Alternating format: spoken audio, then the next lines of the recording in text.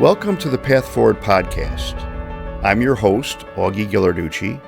This podcast is brought to you by Second Opportunity and U-Turn Health. My guest today is Eric Anderson.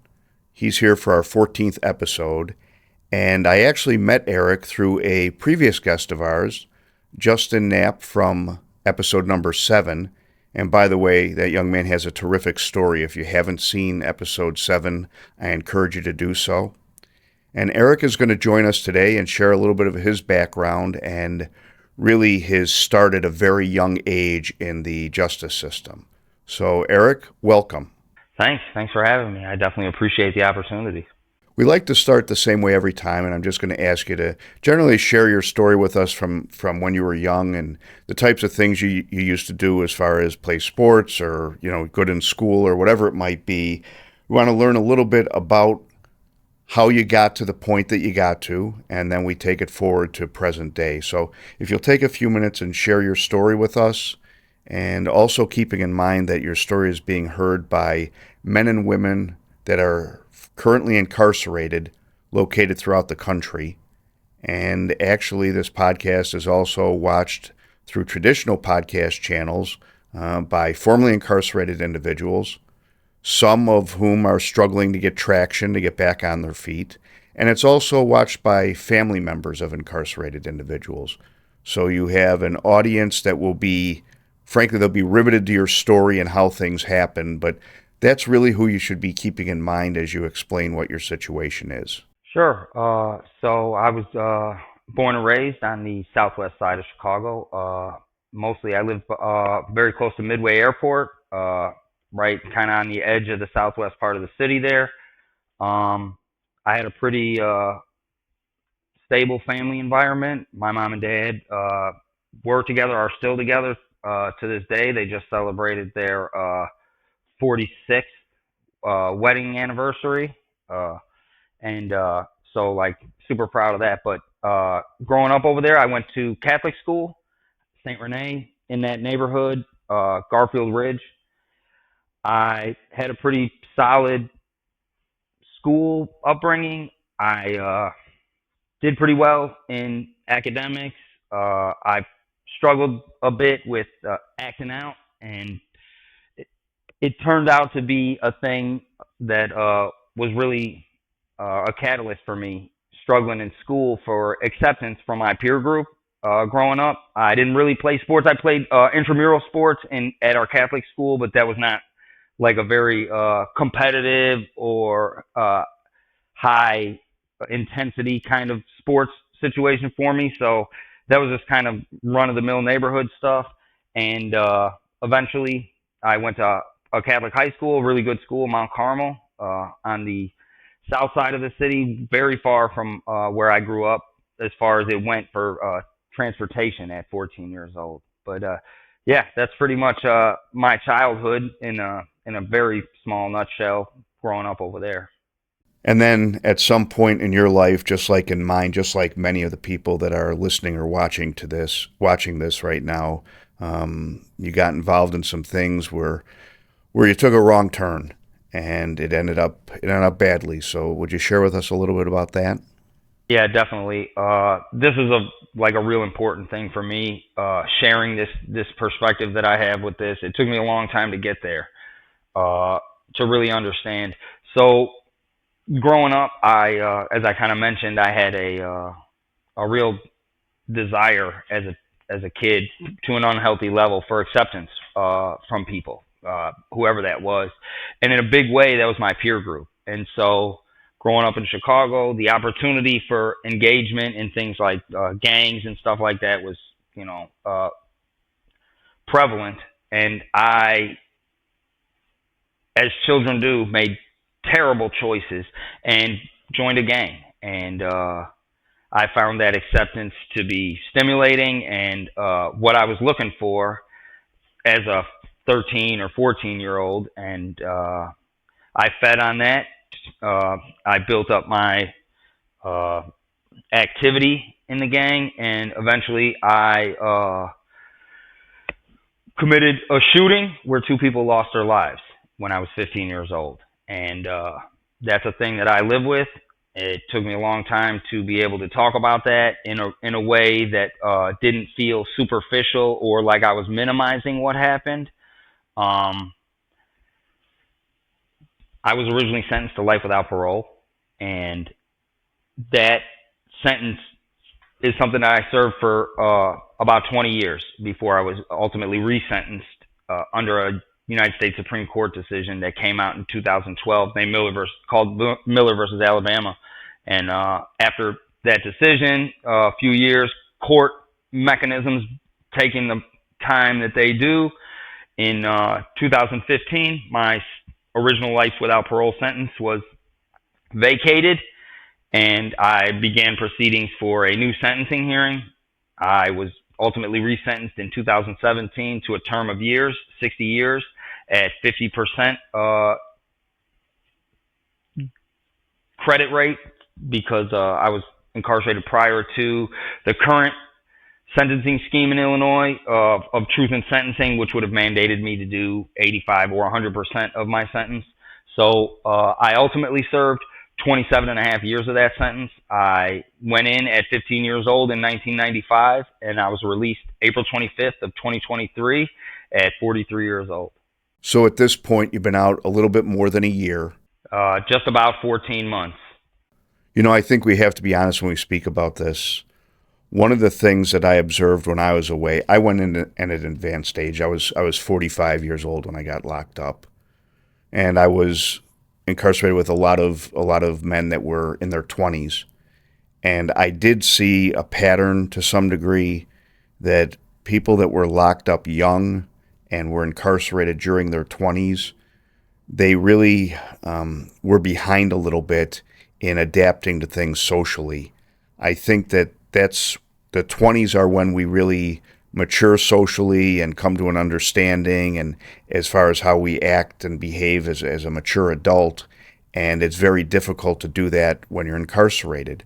So one of the things that I've observed with people that I know, and some I know very well, they're friends of mine, is that they had a little bit of a rough start kind of advancing so that their language, their attitude, their expressions matched what their actual age was.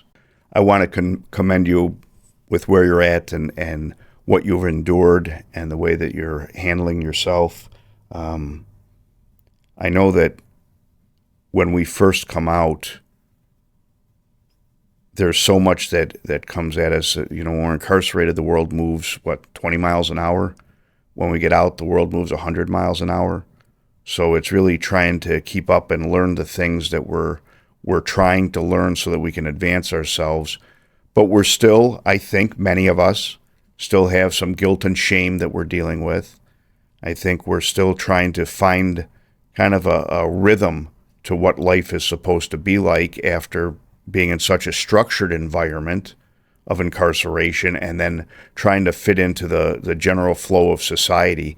And I found that affects many different things. It affects relationships with those that we're very close to, and it certainly affects relationships with people we don't know very well that maybe we work with. So please take a few minutes and share with us how you got back on your feet, the things you did, the things you relied upon, what helped you to make so much ground up within 14 months after being gone so long. Sure. Yeah, and thanks. I appreciate when people, recognize that getting out of prison is a pretty transitional experience, right? When I was released last year, I definitely thought I had my situation squared away and I was ready to go, right? I had been working on a bunch of things prior to my release. I have an amazing support network. My family support is second to none in a real sense.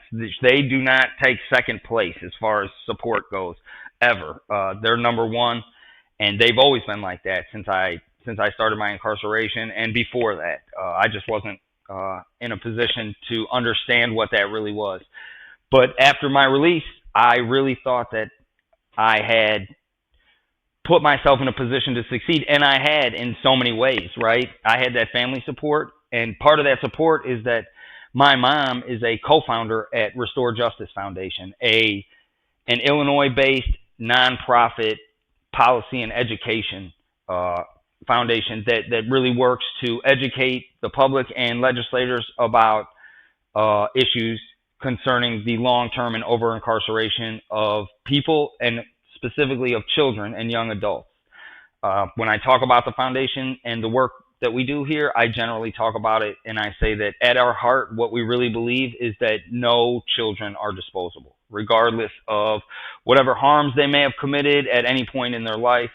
No children are disposable ever. You should never look at a 16-year-old and say that this person is permanently incorrigible or without any hope for rehabilitation.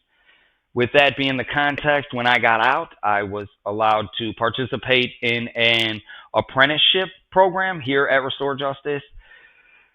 So I'm an apprentice as a part of the FLAP program. FLAP stands for the Future Leaders Apprenticeship Program, and what it really is a salaried position that comes with living wage and medical, dental, and vision benefits, along with a 401k contribution that really allows for people who've come out after serving such a long time, who are able to participate in this program, to be stabilized in a very fundamental way. One of the main concerns that people have on release, in my experience prior to release, going through release, and post-release, is finances, right? I mean, people are in prison for a long time, and that is not a place to build up any kind of long-term financial stability, really.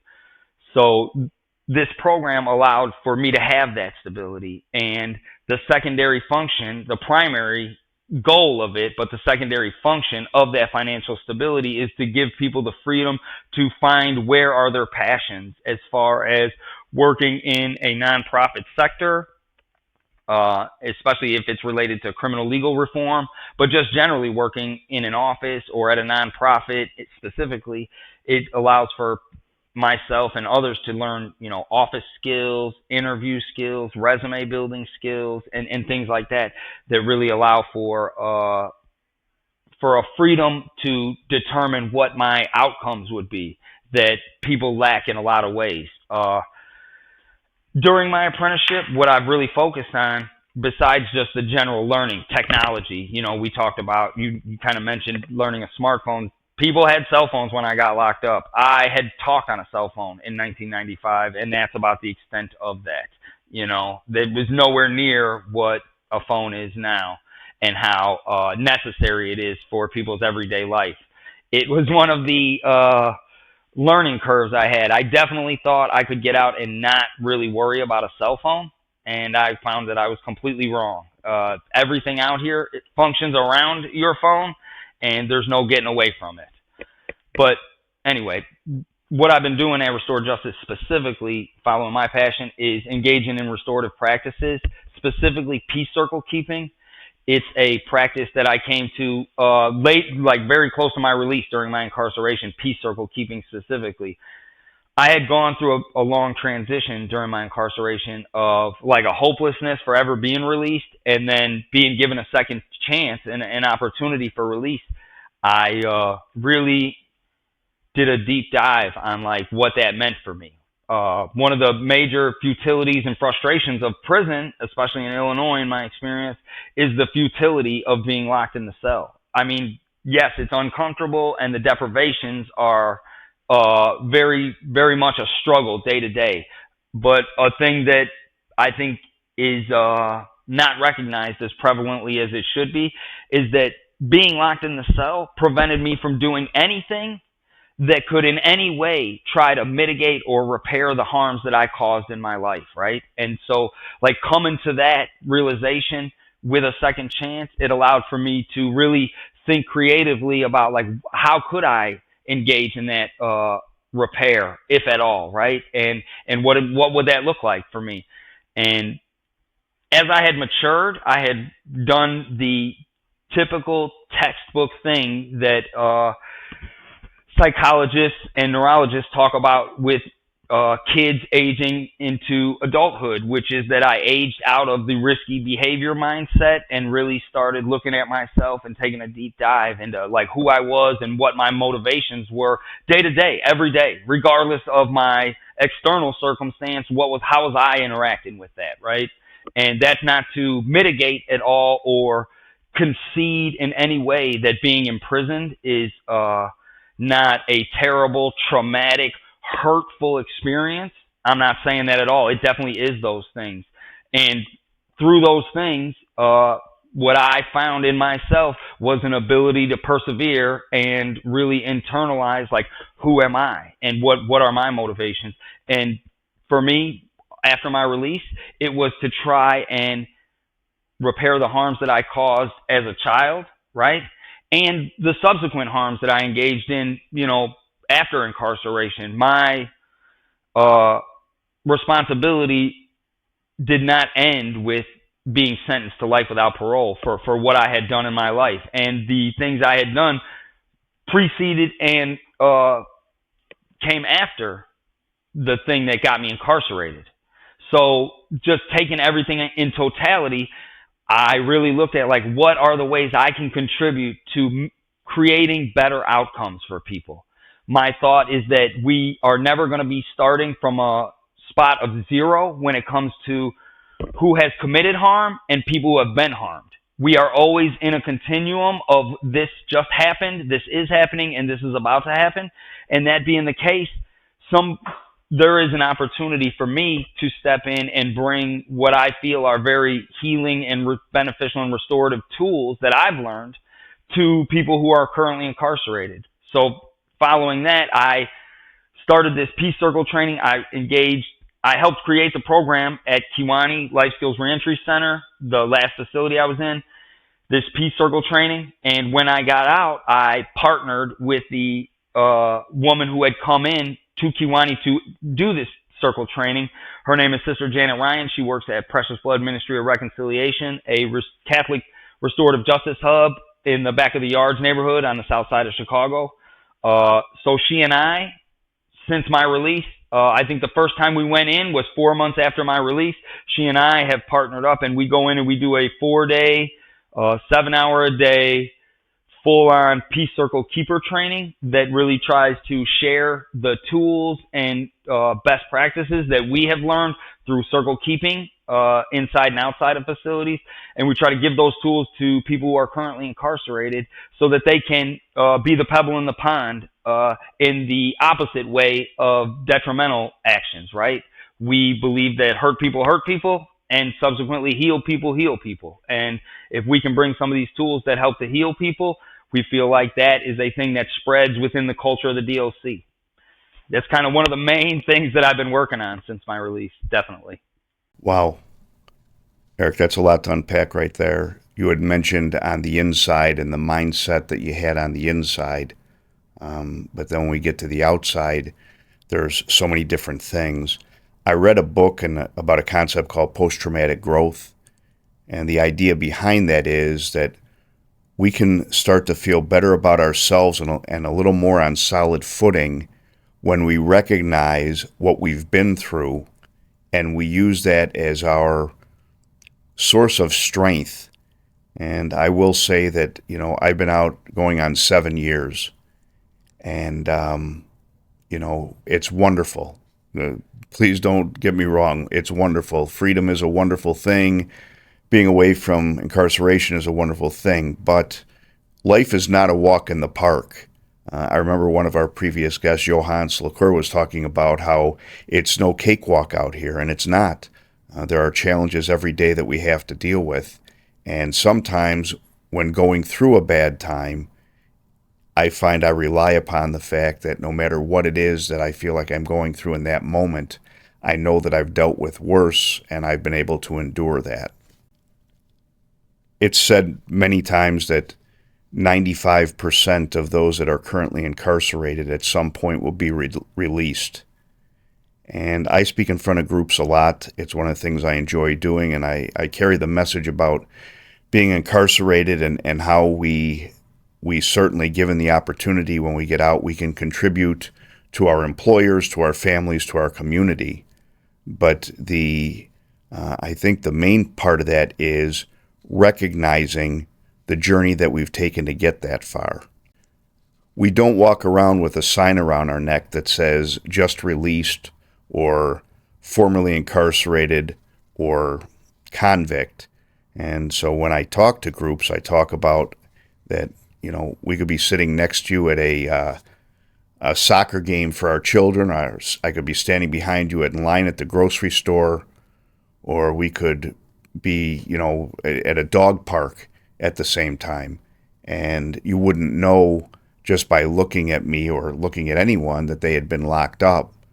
And so I think society, as they come to accept the fact that so many people now have gone through incarceration and our justice impacted, and the ones that have gone through with their families and other relationships that they have, I think that being accepted now is a little bit easier than it used to be, but make no mistake, there's still a challenge to it. I spent time in prison, and with Second Opportunity now, I spend some time going in and out of Department of Corrections prisons within DOCs. But to be clear, most of our work is done inside county jails. County jails are a completely different animal. I mean, that in many ways is as bad as it gets. And in some facilities, they don't have any outdoor rec at any point in time. I've been in some facilities that they have a little window in the corner of the pod, and that's the only way they know whether it's day or night or if it's sunny out or not. But I think the whole idea of incarceration, if we use it as a way to prepare ourselves for the next step, is to recognize wherever we're at, we still have the ability to control ourselves, our conduct, our thoughts, how we spend our time, even on the inside, as a good way to prepare ourselves for release. I would tell you that there are no handbooks on this. That's definitely not true. There are, plenty of books that say, like, this is how you get out of prison. I read a bunch of those, and I'm not impressed, right? There are some rubrics of, specific, like, you can go to this website, kind of factual informational things that I looked into. It's very difficult for people who are incarcerated to go look on any websites or to get somebody else to look on websites for them, right? So those were helpful, but maybe not the most helpful thing. And I'll be honest with you, what you talked about with like post-traumatic growth, and like I'm not like super familiar with that term, but just context clues kind of give me an idea of what you're talking about. And it for me, it speaks to one of the most fundamental things, which you kind of doubled back on later when you were talking, which was like, I've been through worse. So like those two concepts together for me are one of the most beneficial things I engaged in, which is I tried to really understand and internalize a new process for how I engaged with like being in community with people and being in relationship with other people. And when I say relationship, I'm talking about the clinical definition of relationship, in that like I exist and you exist, and therefore we are in relationship in one way or another. And so what it came down to for me, and what I've really been able to actualize for myself in a more coherent thought since I've been out, is that there is a perspective that we have, people who have been incarcerated, who have had their freedoms taken away from them. There is a perspective we have that people who have never been incarcerated cannot really grasp. And that perspective that we have is the concept of freedom. You cannot know what a thing is until you can experience in whatever way the thing is the opposite of that, right? People love to talk about there's no sweet without the sour, there's no day without night, there's no light without dark. People talk about those things, and that is true. And what it speaks to is the way that I think a lot of people understand the world is we compare one thing to the next thing, right? Like that's how I understand what the color red is because I compare it to the other colors and I'm like, oh, that's what red is, the thing that is missing from the rest of these colors. In the same way, my life, I understood what freedom was when I understood what the rest of those things were, which was not freedom, right? And that perspective, like internalized, gives me an ability to embrace the world and all the struggles that we have transitioning from incarceration to freedom, to free society.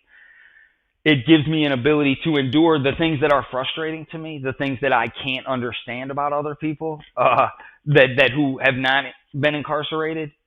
Like, I don't understand their thought process when they make a lot of decisions, because everything that I think of and the way I experience the world is everything is compared to being incarcerated. So my whole existence is out here is like, what would this be if I was incarcerated? Obviously 99% of things would, what they would be if I was incarcerated was that they wouldn't exist for me. That they just wouldn't be. So that understanding of the world gives me a perspective to overcome anything that is momentarily frustrating. I mean, traffic is an issue for people, just to name like a very small thing that is a lot of people experience out here that we can all kind of relate to, that I would not have been able to relate to 5 years ago.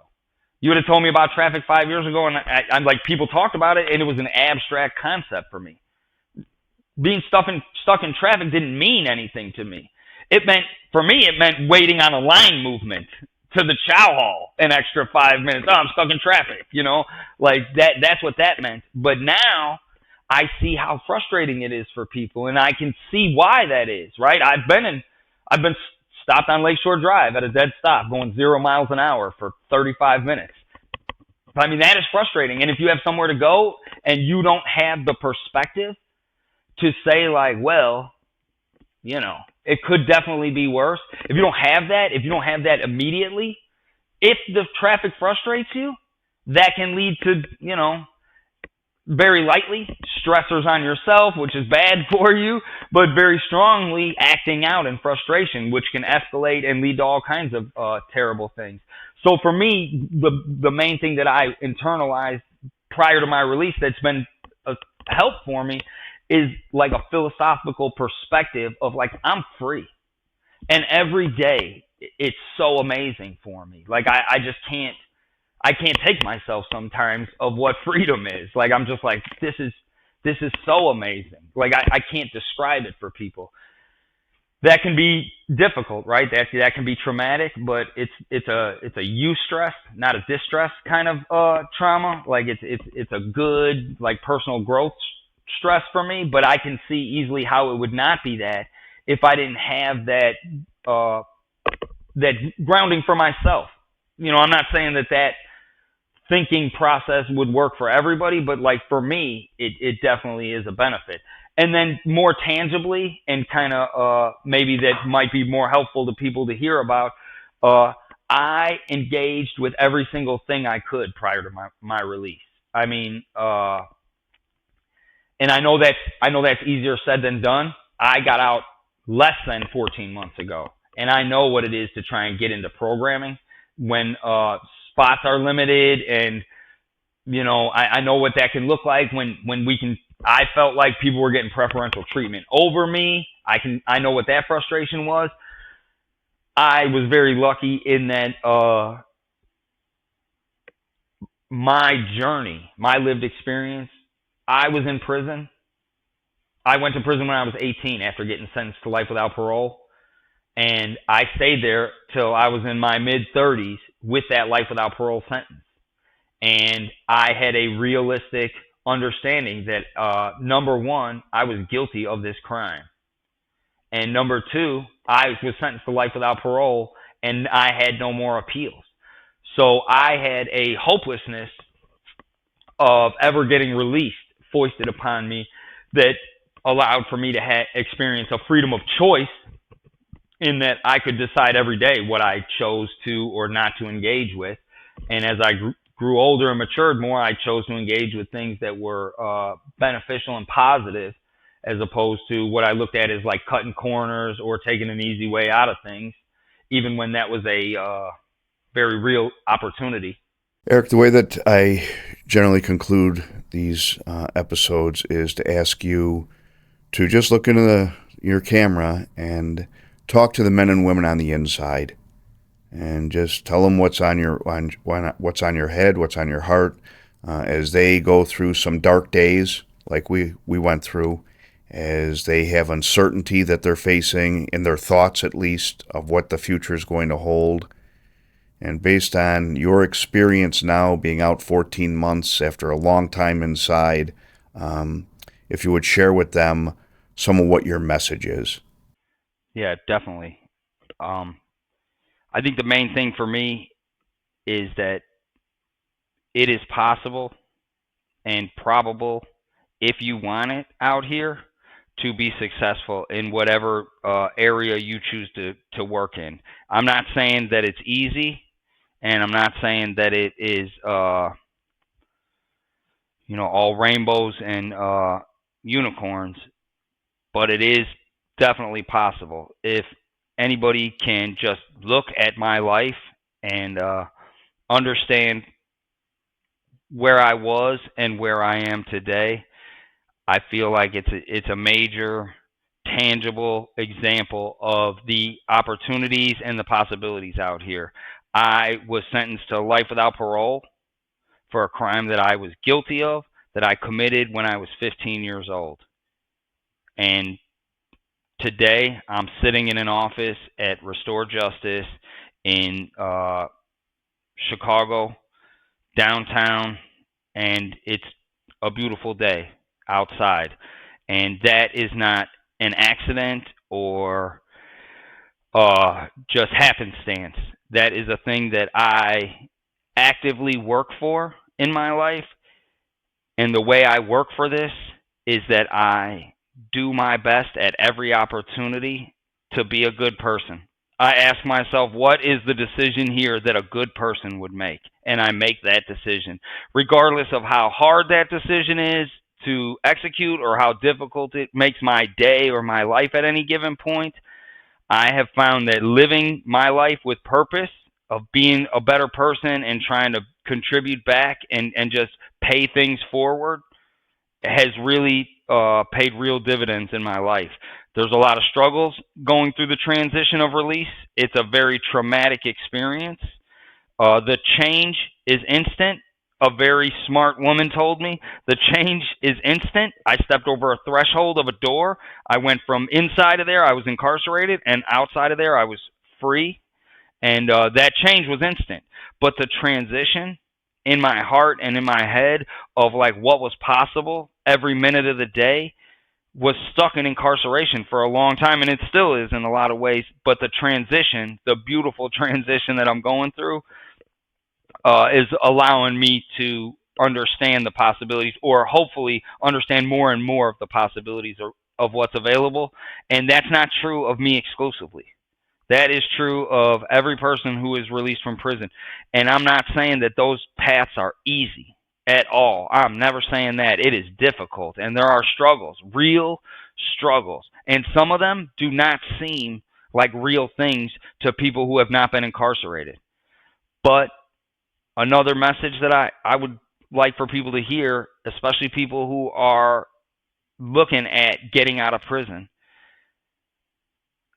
the community out here of people who are system impacted can be and is in many ways very supportive of each other. Things as simple as being able to call somebody when you're struggling and just explain to them what that struggle is in the context and in the language that they inherently understand, because they have been through that same process, those same traumatic things in prison. That support is invaluable to me, and like it's a thing that my family, as supportive of as they are, can't really offer. They don't have that lived experience with me, but our community does, and they're always there for each other. So that's like the dual message I'd like to leave with people, that it's possible and that our community supports each other in a lot of ways. Eric, I want to thank you for your time. I know you're busy, and to sit with me for this half hour or so to talk about this. And I, of course, would like to thank those of you that either watched or listened to this episode for tuning in. I hope you're enjoying what we're trying to bring to you, are stories of hope and inspiration and things that may help us get through some of those dark days. This has been the Path Forward podcast. I'm your host, Augie Ghilarducci. Thank you for tuning in. Before you go, we'd like to hear from you. Please feel free to send us your questions or topics you'd like to hear on a future episode at P.O. Box 3411, Peachtree City, Georgia, 30269. It may end up that your question will be a featured episode. Until then, keep your head down and keep moving for the door.